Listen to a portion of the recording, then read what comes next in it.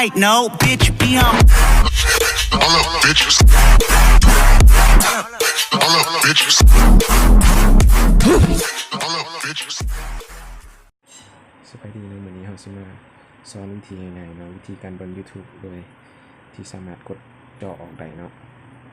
การพังเพลงพังหนังต่างๆใน YouTube เนาะ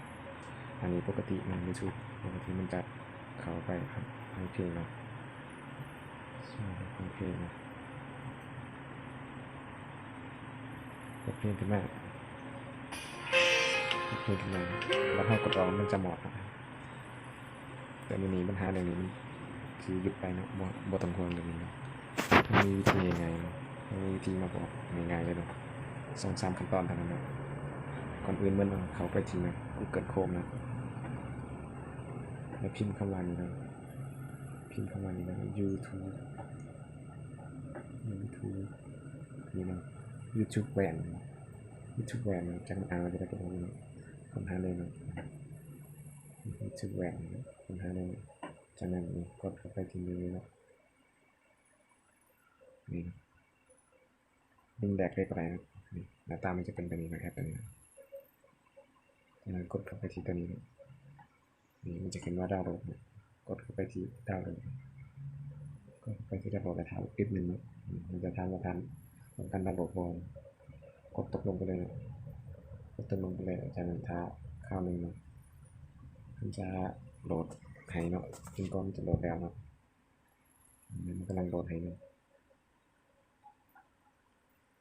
ช้าข้าวนึงมันจะโหลดให้64 เมกกันนั้น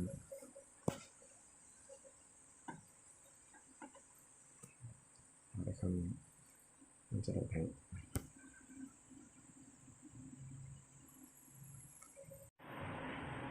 เมื่อดาวน์โหลดเสร็จแล้วเนาะเข้าไปที่นี้เนาะไฟล์นี้มันจะเขียนว่า APK นี่เนาะเข้าไปเลยเนาะนี่จะเห็นตัวนี้เนาะจากนั้นกดตัวนี้เลยกดเข้าไปเลยเนาะมันจะทำให้ติดตั้งบ่มันจะทำมาติดตั้งบ่ส่วนของคอยติดตั้งแล้วเขาจะบอกว่าติดตั้งตึงเนาะมันตัวนี้ติดตั้งแล้วมันจะเป็นแบบนี้จนไฟล์บัวทั้งขึ้นมันให้กดติดตั้งไปเลยเนาะจากนั้นเมื่อติดตั้งแล้วเนาะจะได้หน้าตาแอปมาเป็นแบบนี้นะ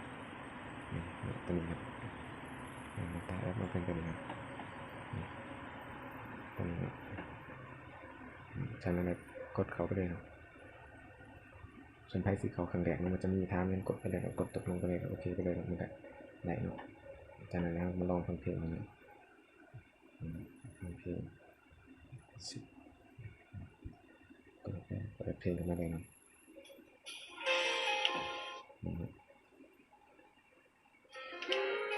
กดออกก็ได้นะเราไม่ฟังเพลงใดเลยเนาะเกิดจากซื้อเบอร์กดคอดับเบอร์คอกดดับจอนกดดับจอนแล้วมันจะหยุดบันทึกเนาะโอเคครับตอนนี้ครับเป็นว่าจบนะวิธีง่ายๆอย่าลืมกดไลค์กดแชร์นี่เป็นขนาดคลิปนี้กดติดตามให้แม่ขอบใจ